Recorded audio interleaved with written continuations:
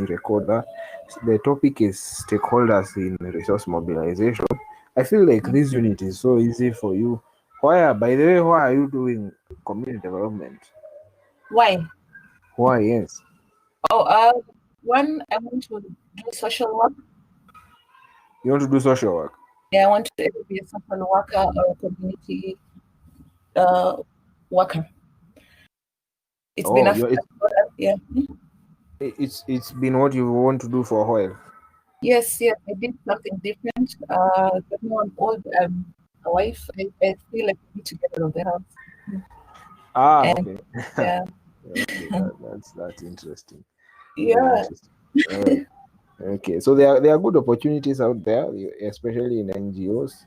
But Yes. you can begin by trying maybe to be a volunteer somewhere. Yes. Yeah, you see whether they can assist you in a thing or two. Okay, let me quickly rush through because I see my phone is almost dying.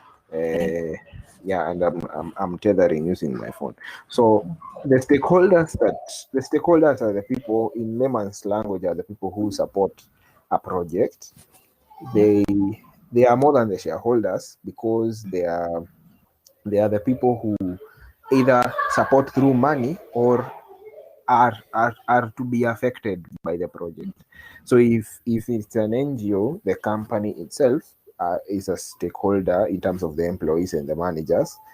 You also have the people, the customers of that project. Let me give an example. There are several United Nations agencies in Kenya.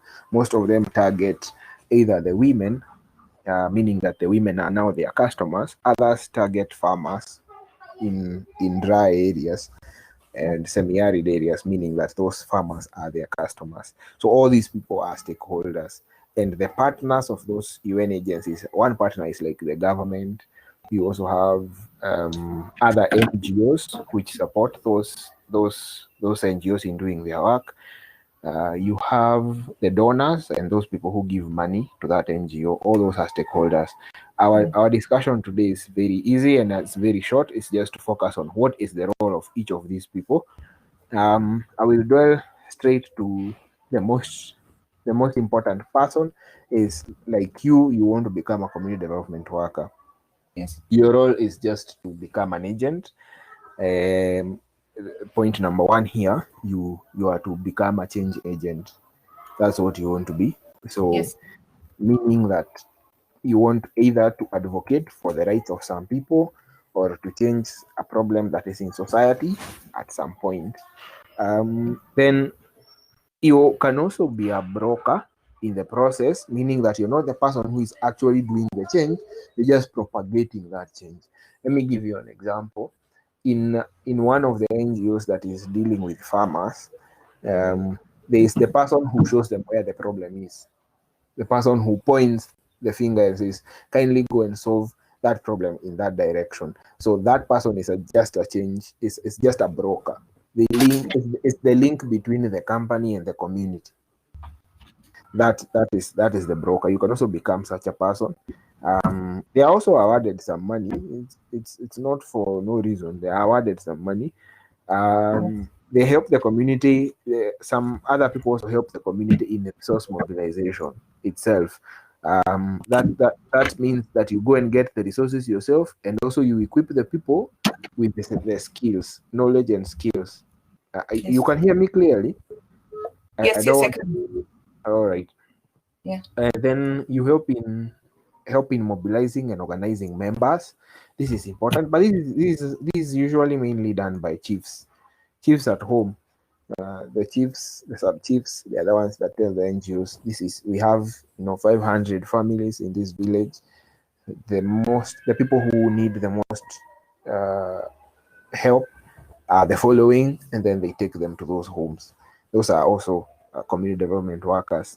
They also help to transfer innovation from the agency to the community.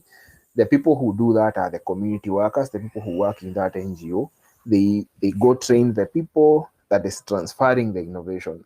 I know of an NGO that is helping people to actually, teaching them modern farming activities. now when you go and train those people to do those modern farming activities, you're transferring innovation.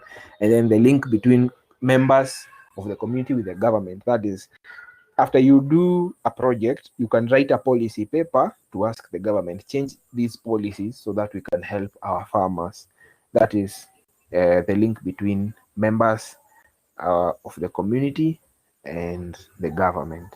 And then capacity, so this one is link. And then the capacity building is the same as training people to have skills. That is, you're building their capacity in the community. Now, the factors that affect the job that you will do, you still can hear me? Hello? Hello?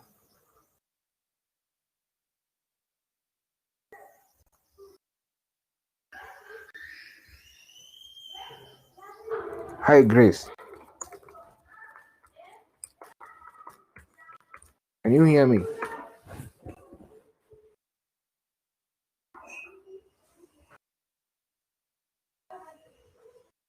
Hello, can you hear me?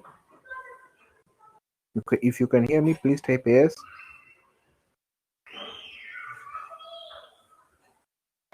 All right, let me just wait for a while.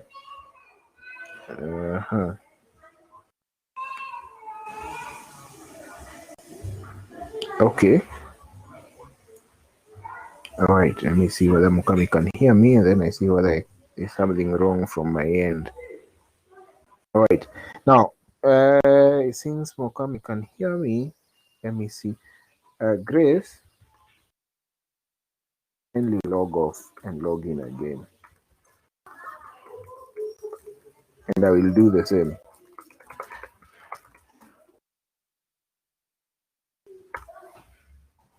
Let me log off, then log in again. All right. So I was saying that depending what causes you to choose what to do as a change agent, if you're a community development worker, depends on the factors surrounding you, and mostly it's not your internal factors, it's your external factors. These ones that we usually call. Grace still can't hear me. All right, but let me just continue because it's recording. Let me just continue for a bit. Yeah. These ones that are political, social, economic factors, and geographical, and then technological. Basically, we call this a pestle. Let me arrange them well so that you can make the word pestle. I'm sure you've met this before.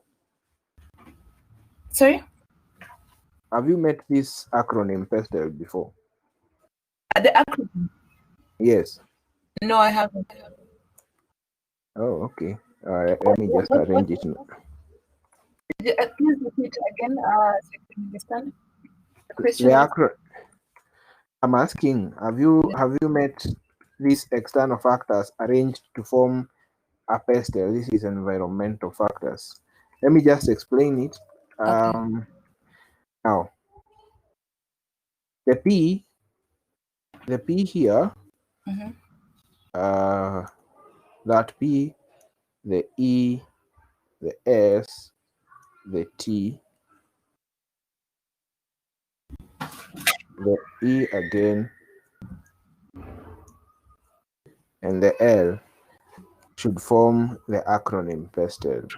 Oh, Yes. I understand. Is one. Now, these are the external factors. They are the ones that influence how you, as a community development worker, will treat people. Let me give an example with the same NGO. That is, I like that example because a very easy example. An NGO that is helping mango farmers to improve their marketing in terms, instead of selling their mangoes at the gate of their farms, they take their mangoes to Nairobi at Wakulima Market, pale Marikiti. Now, they are affected by politics because if the country is unstable, transport will be hindered. If economically they are affected, that they do not have the economic power, the income to transport their materials, they cannot transport them. Social factors such as the schools, for example. When you have schools opening and you urgently need money, then you cannot wait until you have to sell it at Wakulima market. You just sell it to the first person you find that you get. Technological factors is, do you have the vehicles? Do you have the means to store your mangoes in a way that they will not go bad quickly? Environmental factors is, do you have even roads to transport those items? And the legal factors, is there any restraints? For example, today you cannot come into Nairobi. So now that those are the factors that affect how you will operate as a community development worker in these items that we have discussed up here. I wanted to focus more on the community development worker because more often than not, that's what we become when we go through such a class. Now, those are the factors influencing how you as a community development worker will do your work. The rest are easy. Organizations are other stakeholders. This mainly, all they give you is a platform to do your work as a community development worker. They give you the facilities and the money to do that. International NGOs, they become your partners. You are able to gain access to knowledge. Sometimes they train you on how to do that. They give you money on how to do that. You exchange experiences, what they have been successful at, what they have failed, and how to avoid those things. So it's important as a community development worker. At this point, I would say it's important for you to network with other people. It's important for you to network with people around you. So Mokami, right now you should need to start speaking to people around your community. Waanze connect with the right people. Yes. Yes. All right. Then the national government. Well, Yes. for now, the only way you truly interact with the national government is, I think, two ways only. Yes. When you're taking to them policy papers, you're telling them this policy is affecting my customers negatively. So that will be you lobbying on behalf of other people. And the second way is when you're interacting with the administration in mashinani areas. You're telling a DO somewhere, a DC somewhere, if those people still exist, the chiefs and the sub chiefs, tell them, kindly connect me with the following types of homesteads, people who have the following, so that I can assist them. We also interact with the private sector and business people when we are maybe asking for donations from them, for help. Sometimes they'll give you large donations, others will give you small donations. We also interact with such people in such levels.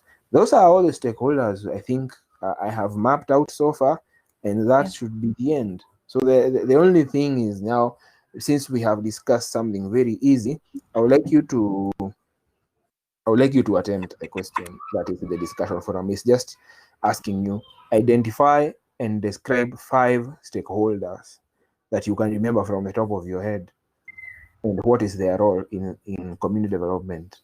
Yeah. And then that will mean now you have a full class right there. Repeat the question. Identify. The question. Yes. Let me share with you the question. Let me share with you the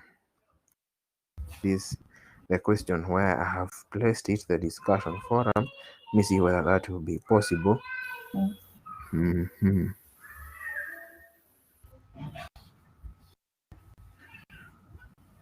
Let me see in a minute. Let me see what will appear here. Okay,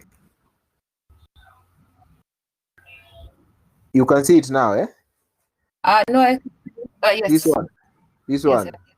Yes, this is the discussion forum. Discussion forum for lesson 4. Go back. This is the question. Identify and describe 5 stakeholders involved in resource mobilization. 10 marks. That is the one. Yes, that is the one. Okay. I have a question. Yes. I'm not able to submit answers when they don't know how to do it. How do I go about it? Because I haven't seen it. The answers. Yeah, like when you give us an assignment, submitting it is hard because I don't know how to submit it. Let me show you what to do. Look at your screen. Okay. Let me share with you once more. So let it first appear. Okay. Now you can see the discussion forum here. Yeah. This one, eh? Yes. So if you click on top of it, it will open like the way it has opened right now. Yeah. So you will see discussion forum for lesson 4. I've clicked on top of it, and then Yeah. there's add a new discussion topic here. Yeah. So you click on top of it, it will show you a subject. So here I can type answers, Mm. and then here I can type the answers that I want, Oh. like that. And then after I'm done, Mhm. I post to the forum here. Okay. That is how you now answer that question. Great. All right. No, Any other question? no, I'm good. All right. Thank you. Let me give.